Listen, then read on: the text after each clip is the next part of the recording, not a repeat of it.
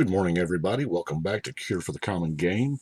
Today we're going to be talking about Ishai, Ojutai Dragonspeaker. Now, this is one of the partners that I did not use as a partner. I just kind of wanted him by himself. Him, her, it, the bird monk person thing. Anyway, 1-1 for 4 is not amazing. However, flying. Whenever an opponent casts a spell, he gets a counter. So that's amazing. By the time you get him out there, people are going to be in the full swing of actually playing the game. Now, granted, some of those spells may in fact kill him, but, welcome to Magic. I don't know what to tell. So what I did here was I just kind of synergized, wanted to go around with that +1/+1, because he didn't get +1 when we cast the spell, just opponents. So I want to try to help out the cause of the +1/+1. So I guess first we'll look at the creature base. We're not playing as many creatures as normal, but we do have some. All of them, I'm hoping that they interact with a +1/+1 counter. Now, Dethrone here is pretty decent. I haven't cast this card outside of draft. 4 mana for a 2/2, but if you attack the right person, it's a 3/3. So now I love the Aegisaur here because when it deals damage, the team, well, besides him, Apex Hawk, multi-kicker. I mean, late enough game, and this Joker can get threatening. Sealock Monster.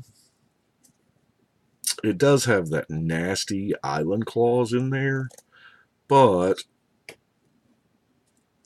you can get around that. The Kraken.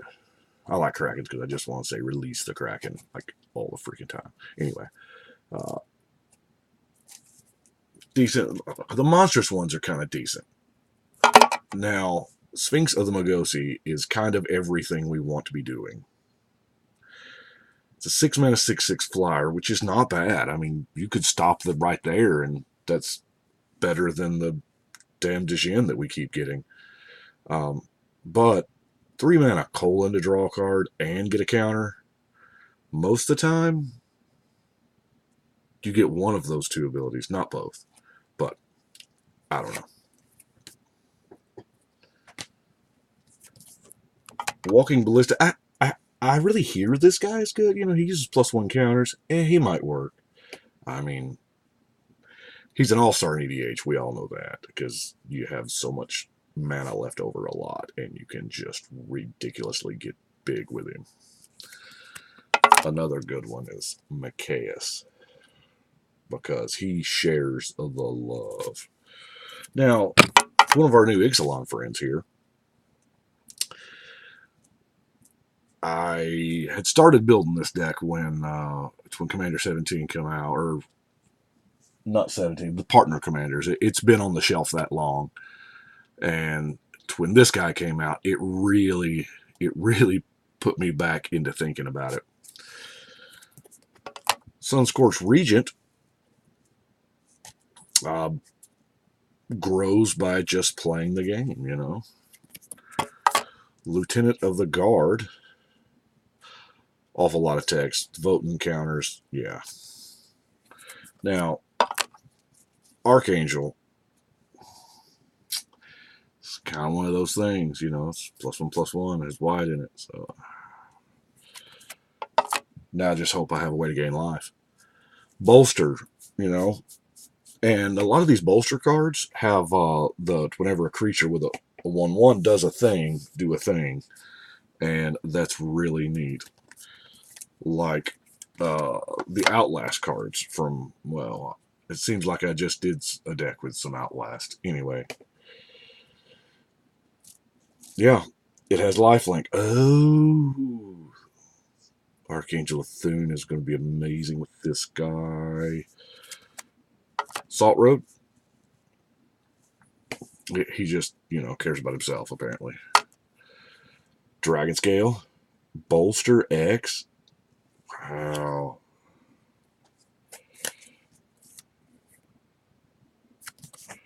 Now, giving them flying is pretty sweet too.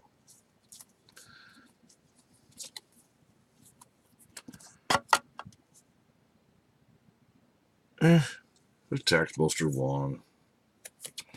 And of course that one's going to give them all first strike. Now let's, I almost forgot the Infiltrator. It also has Dethrone. And you get to draw your card. I mean, it's a 3-mana 1/1, probably a 2/2. Orzhov guy coming over to Azorius for a little bit. And this is, I played this this past weekend in a different deck, but I am telling you what, it did work. It did absolute work. Oh, no, you got the counters. You can't hit me. Now, Thrumming Bird, you got to see that one coming because it's just amazing. Proliferate is amazing. That's why we're going to skip ahead here to, obviously, Inexorable Tide. Now, Slith Ascendant. Am I saying it right? Slith? Yeah. Oh, I'm thinking Sith. I was like, how did they get away with that? Anyway, yeah, it's a fine bird. Academy Elite, however, is a beast. All graveyards.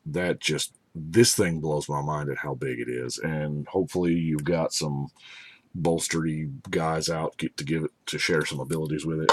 Now, I'll admit, when I read this the first time, I was like, is this an uncard?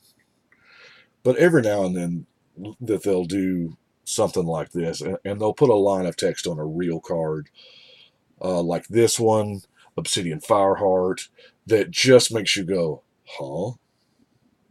But I like it. You know, it's going to get 3 counters.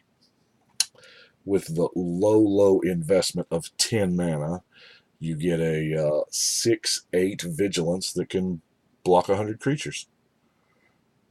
Okay. Now we're just going to give it Indestructible, and it'll be great. Here, let's roll through some other randomness here. Of course, we have our Azorius package of mana fixing,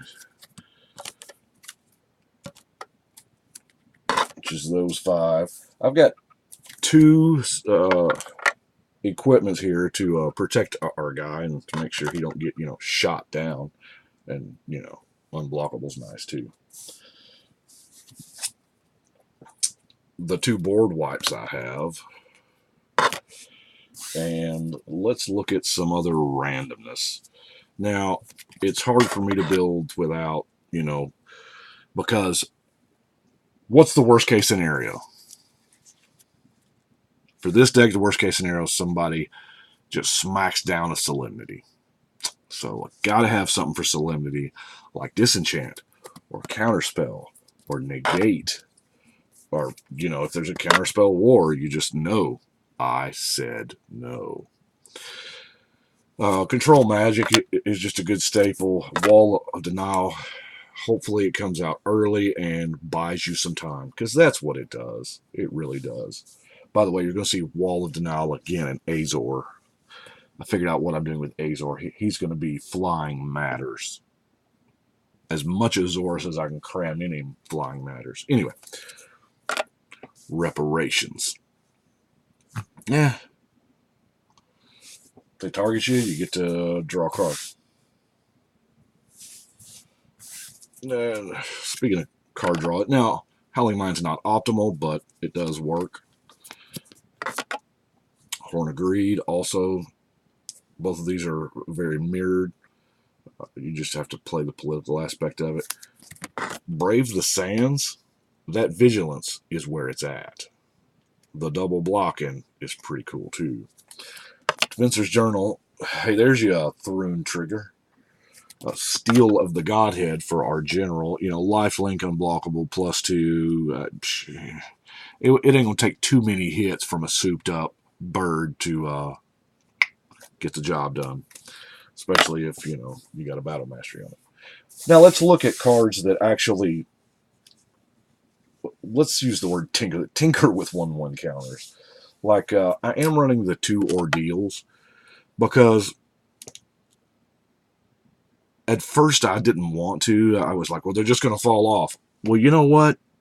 If they fall off, that's fine. You're getting 3 counters out of them. In this one, you're getting 3 counters and drawing 2 cards. So that's not bad.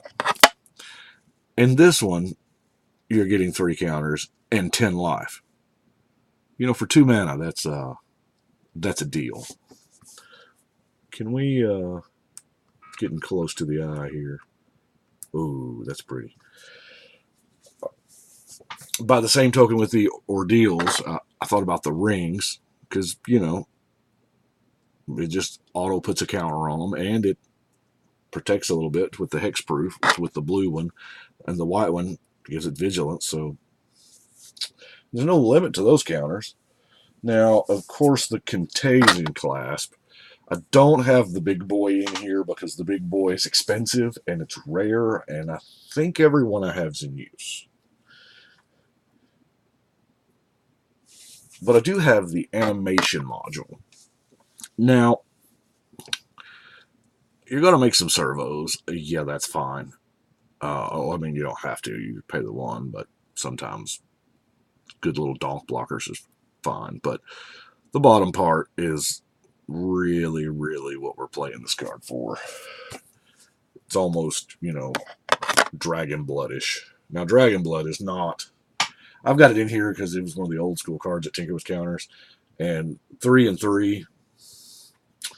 Yeah, I know. It's not optimal, but it is kind of classic. Feat of Resistance.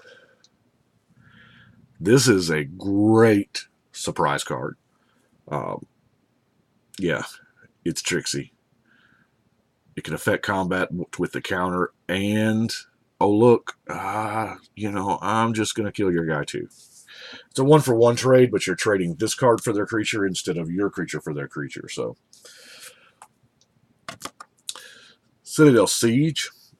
At the beginning of combat, put 2 counters on your general. That's how I read it. Wow. Scale Blessing. Bolster 1. Put a +1/+1 counter on each creature you control with a counter on it. And this is an instant speed. Talk about a combat trick. Tricksy hobbits. Cradle of Vitality. You know, apparently we're going to do the gain life and associated with the +1/+1 counters for each 1 life you gained. That's strong. That's strong. Echoes of the Past. Now this, it don't take long to get out of hand. Echoes of the Past, my bad. Echoes of the Kin Tree. Especially if you only have 1 creature, it just gets ridiculous. Late game, maybe a board wipes happened, you play your general, and... oh, you're done? Well, before your end step, let me dump all my mana into bolstering the hell out of my general, and... yeah, we'll just swing in for the kill. And our last card is, of course, Gleam of Authority. I really like this. It is a corner case card. It really, really is. But, I mean, +1/+1 for each +1/+1 counter on other creatures. So, it screams, play it on your general. And to be honest with you, this was kind of one of the cards that influenced the early deck. Just because I was like, well, you know, if I had the only way to get more counters is if I could share all the counters on the board with him. And then I found this card and I was like, wow. Anyway, that is what I have got for Ishai. I do appreciate you watching. Y'all let me know what you think. But right now, I think we're going to shuffle and cut.